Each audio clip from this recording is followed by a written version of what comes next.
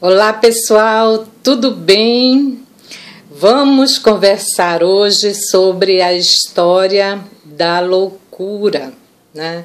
Como que se desenvolveu essa história, como que a loucura era vista, né? Como que houve uma evolução, né, desse tema.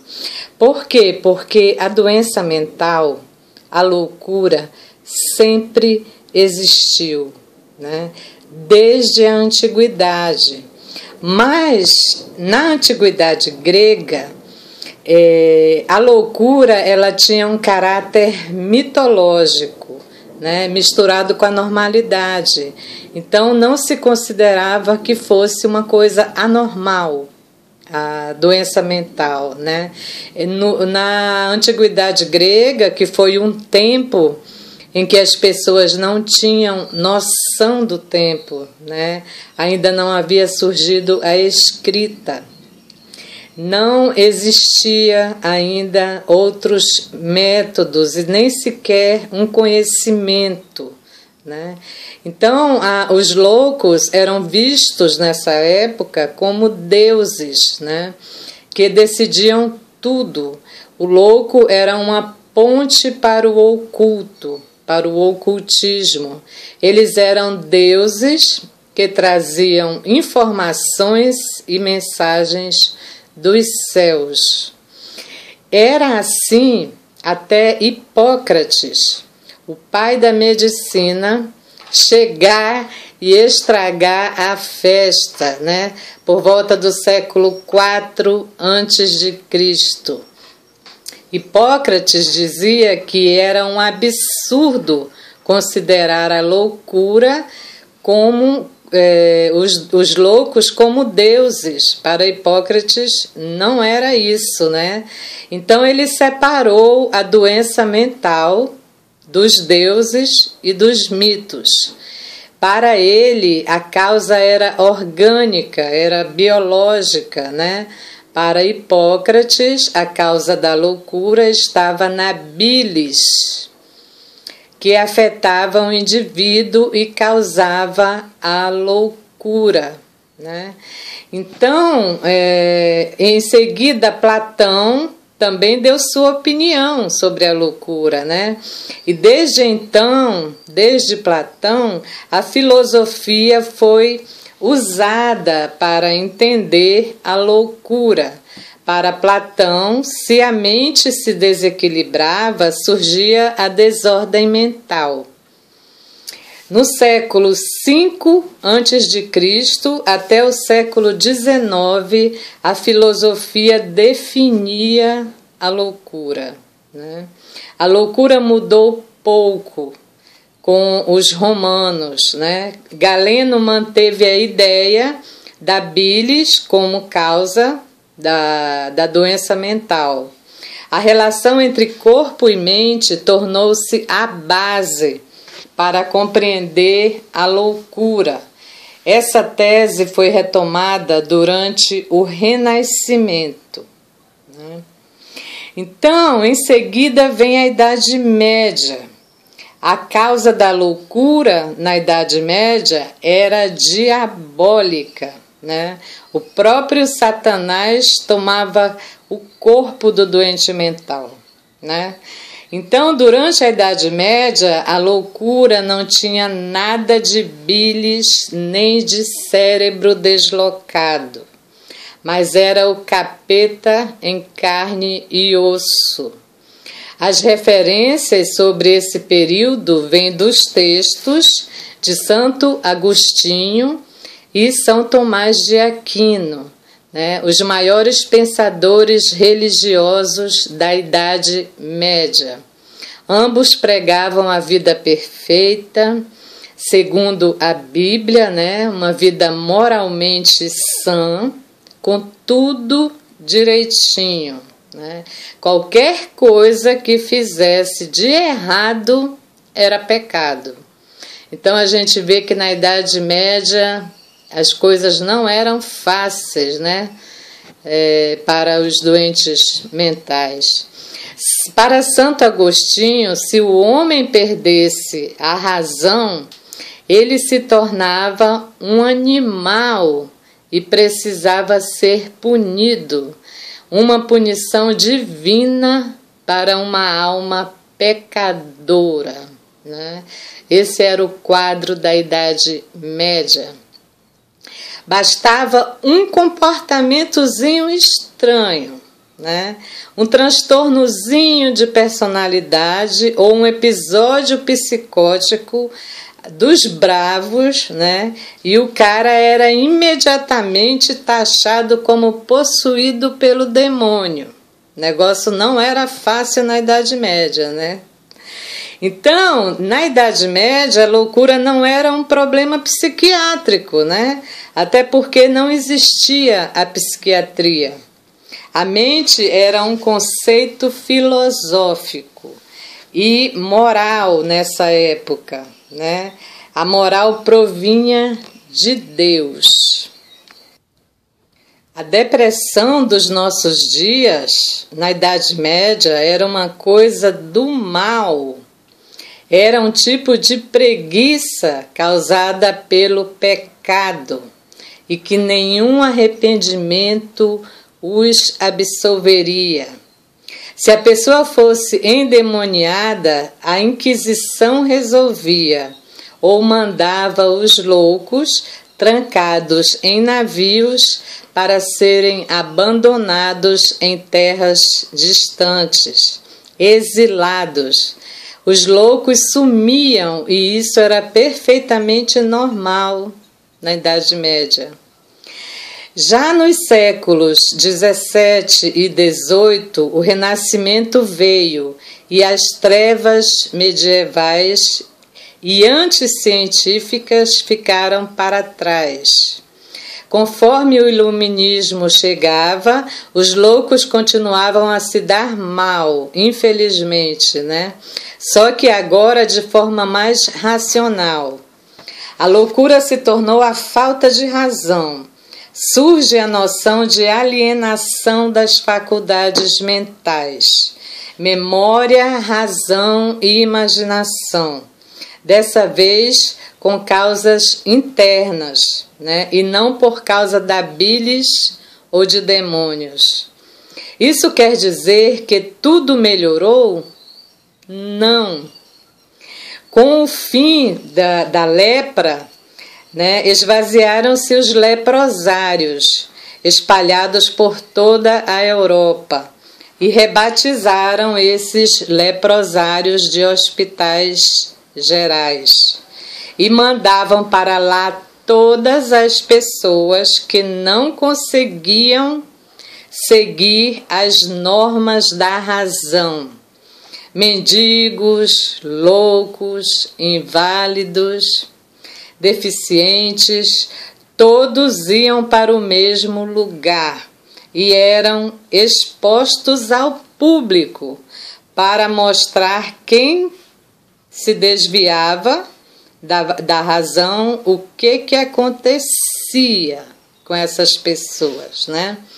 Afinal, a medicina ainda engatinhava em relação às doenças mentais. Enquanto isso, a filosofia virava escrava da razão. A lógica era simples. Quem pensa chega à razão e a razão leva à virtude. Já o louco era desprovido de juízo, era desprovido de razão e falta de controle, né? Era um perigo o louco, né? Para evitar o escândalo de ter um louco dentro de casa, as famílias pediam a internação de seus parentes. Então, se o louco era irracional, ele era visto e tratado como um animal. Isso mesmo. Muito bem descrito pelo filósofo francês Michel Foucault, no livro A História da Loucura na Idade Clássica. Ele disse: as loucas, acometidas por um acesso de raiva, são acorrentadas como cães na porta de suas celas e separadas por grades de ferro. Através dessa grade é que lhe entregavam comida e com uma pá limpavam a imundície que as cercavam, né? Já no século XIX, o medo de ser internado chegou no auge nas vésperas da Revolução Francesa, né? Bastava sua família se zangar com você ou seu vizinho implicar com você para te denunciarem como louco. Muitas pessoas saudáveis foram internadas e tratadas como insanas, e não adiantava protestar. O sistema era bruto. Mas, junto à Revolução Francesa, veio a Revolução Psiquiátrica, em 1793. O médico francês Philippe Pinel transformou a loucura de uma questão de ordem social para uma questão médica. A partir daí, a ciência começou a ver a loucura como uma doença que deve ser curada. O tratamento de Pinel era vigiar e punir o doente mental. Então nasceu uma ciência ocupada em estudar a cognição e as emoções. Na Alemanha, o Wundt, que é o pai da psicologia, fundava o primeiro laboratório de psicologia, enquanto os americanos tomavam a frente nas pesquisas da psiquiatria.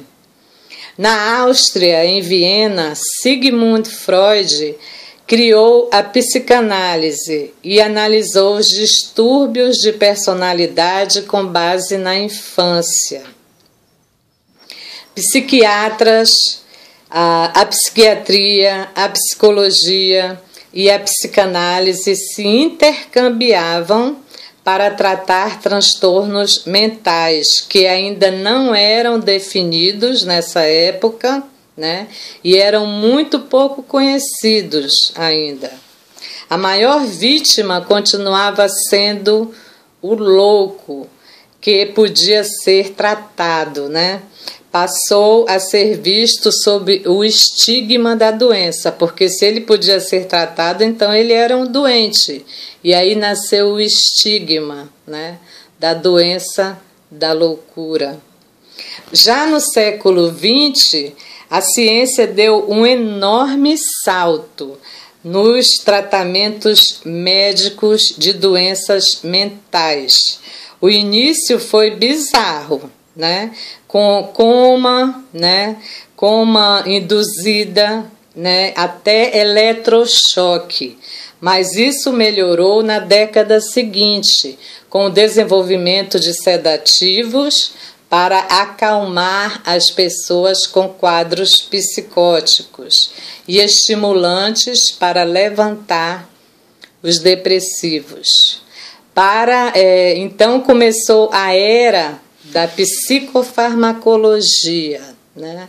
Foi quando começou a era dos medicamentos psiquiátricos, né? Então, a seguir, em 1950, foi sintetizado o primeiro remédio específico, a clopromazina, que acalma o paciente psicótico sem deixá-lo sonolento. Em 1959, veio o antidepressivo e um ano depois chegaram os ansiolíticos, benzodiazepínicos. A eficácia desses medicamentos transformou a psiquiatria, né? Com os antipsicóticos, os pacientes deixaram de ficar 30 anos presos em um manicômio.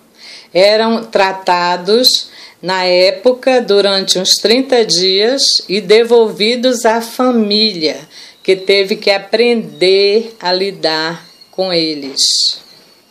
Já no século XXI, surgem as neurociências e a descoberta de que a genética tem influência nas doenças mentais. Os remédios e o guia DSM, este guia aqui, ó, revolucionaram o modo como os transtornos mentais são tratados. Mas a luz no fim do túnel pode estar em duas frentes de pesquisa: o estudo do genoma e o mapeamento dos circuitos neurais. O mapeamento do cérebro tem revelado quais as partes envolvidas em cada tipo de transtorno. Então, agora, no século XXI, doenças como depressão, ansiedade extrema e transtorno obsessivo-compulsivo já foram mapeados. Essa é a promessa para o futuro. Outros estudos também identificam genes que podem causar o mau funcionamento dos circuitos neurais. É possível que haja inúmeras causas genéticas para um transtorno mental. Faltam ainda muitas pesquisas para encontrar uma cura pela terapia genética, né? Mas ela seria uma revolução para a neurociência e para a psiquiatria, né? Enquanto isso, atualmente, né, no nosso dia a dia, os pacientes mentais têm melhorado. O movimento antimanicomial deu uma grande ajuda para libertar pessoas antes trancafiadas em hospícios. Os grandes hospícios brasileiros foram substituídos pelos Centros de Apoio Psicossocial, o CAPS, CAPS, onde os pacientes atualmente recebem tratamento com médico psiquiatra e com psicólogo, mas não residem mais em nenhuma instituição, né? Agora os doentes mentais moram com as suas famílias. A medicação os mantém estabilizados. Mesmo em casos graves de esquizofrenia, eles passam a maior parte do tempo com suas famílias, né? Que bom que é assim, menos sofrimento para os doentes mentais e mais humanização para essas pessoas, tratamento mais humanizado, não é? Então, nós concluímos que houve uma revolução muito grande quanto ao tratamento dos doentes mentais, não é verdade? Então, gente, é isso. No próximo vídeo estarei falando sobre as psicoses, os sintomas, tá bom? Um grande beijo, espero que tenham gostado do vídeo, tá? Comentem abaixo, tá bom, gente? Um beijo para todos, eu sou a psicóloga Francisca Pereira, tá? Fiquem todos bem, até a próxima. Tchau!